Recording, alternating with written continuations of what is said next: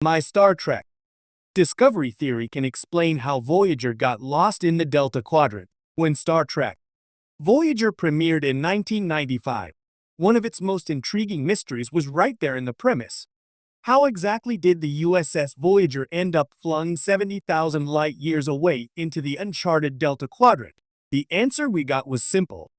The mysterious caretaker, a powerful alien being, pulled the ship across the galaxy by accident while searching for a compatible species to reproduce with. But what if that's not the whole story?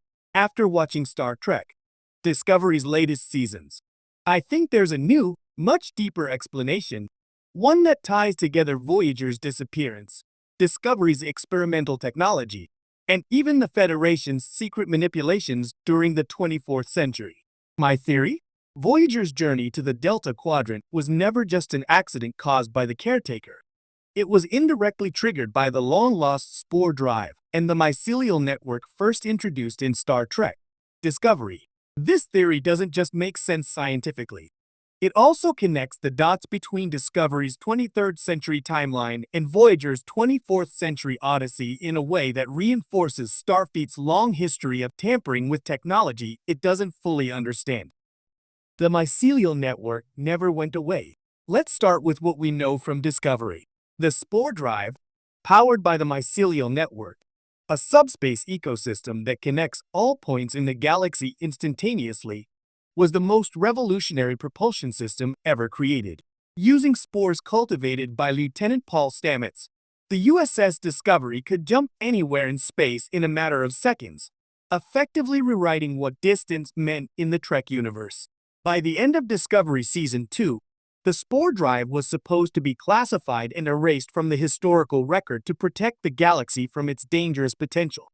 The ship and its crew were flung over 900 years into the future, ensuring that no one in the 23rd or 24th centuries could replicate or misuse the technology.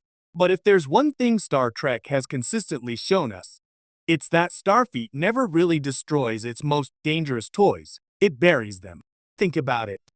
Section 31 had access to classified data and experimental tech for centuries. In Discovery's 32nd century future, the spore drive is rediscovered, meaning the knowledge of its existence must have survived somewhere. Now imagine what might have happened if a fragment of the mycelial network or some unstable residue of the spore drive experiment remained dormant in subspace. What if, by the time of Voyager, the network was still subtly influencing space-time in unpredictable ways, especially in the farthest reaches of the galaxy? The Caretaker's array was built on a mycelial node. Here's where things get really interesting. The Caretaker's array, the alien station that pulled Voyager into the Delta Quadrant, is described as an ancient technology capable of instantaneously transporting ships across vast distances. In other words, it mimics the same kind of network jumping effect used by Discovery's spore drive. The array even interacts with subspace and biogenic energy fields, just as the mycelial network does. The Caretaker, a non-corporeal entity that could manipulate matter and energy, might have been using a localized node of the mycelial network as its power source. The show never explains where the Caretaker's technology came from. But what if it wasn't his invention at all? What if it was discovered? Maybe the Nacine species caretakers people stumbled upon an ancient mycelial convergence point eons ago, learned to harness it, and built their transportation network around it. That would make the Caretaker's array not an outlier of alien magic, but a leftover artifact of the same cosmic ecosystem that Discovery once tapped into. If so, Voyager didn't just get pulled by an alien with godlike powers. It got caught in a subspace slipstream generated by a corrupted mycelial node. The Caretaker may have triggered it, but the underlying mechanism was already there, waiting to be activated. Voyager's accident may have been a Federation echo. The next piece of the puzzle comes from Discovery's own moral lesson.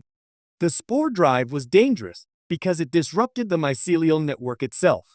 Stamets discovered that using the drive harmed the life forms living within the network, the same beings the USS Discovery encountered in Saints of Imperfection. These disturbances created rifts between realities, sometimes even pulling people or ships into other dimensions. Now fast forward a century to Voyager's time. The galaxy is still reeling from decades of experimentation with transwarp conduits, subspace corridors, and quantum slipstreams. What if the Federation's long-forgotten use of the spore drive had left permanent scars in the fabric of subspace? Voyager's journey to the Badlands, an area notorious for unstable plasma storms and subspace distortions, suddenly becomes suspicious. It's exactly the kind of region that might conceal a mycelial wound, a place where space-time itself is thinner. When the Caretaker's array activated, it could have exploited that weakness, dragging Voyager across the network to the Delta Quadrant node. In this version of events, Voyager's stranding wasn't random. It was the echo of a century-old experiment Starfleet wanted to forget, an unintended consequence of the same technology they swore to erase. The Delta Quadrant's strange familiarities. Fans have long noticed that the Delta Quadrant, despite being 70,000 light-years away, feels oddly familiar. Voyager encounters species like the Borg, who already had connections to the Alpha Quadrant. The ship also finds technology reminiscent of Starfleet's, nanoprobe analogs, transwarp conduits, and even wormholes that behave suspiciously like Federation experiments gone rogue. What if that familiarity isn't coincidence? If the mycelial network once spanned the entire galaxy, and the Federation's use of it left spatial tears or nodes in subspace, then these phenomena could explain why the Delta Quadrant feels less alien than it should. Maybe that region of space, where the Caretaker lived, was particularly dense with mycelial energy, making it a natural hub for advanced or interconnected civilizations like the Borg. It could even explain how the Borg evolved so quickly. If they had stumbled upon fragments of mycelial technology, their collective might have exploited it, giving them their near-instantaneous adaptation and transwarp capability. In that case, Voyager's arrival in the Delta Quadrant wasn't bad luck. It was fate, a continuation of humanity's meddling with a universal network that binds all life. The Janeway Paradox. Voyager's return through the network. By Voyager's final season, the ship finds its way home using Borg transwarp corridors, artificial highways through subspace that operate on a similar principle to the mycelial jumps. Admiral Janeway even manipulates one to shorten the journey, collapsing part of the corridor in the process. Here's the twist. What if Janeway's actions accidentally healed the same network wound that sent her ship there in the first place? Imagine the irony. The very phenomenon that stranded Voyager, a rift caused by the Federation's mycelial experiments, is sealed shut by a future version of Janeway using another subspace corridor.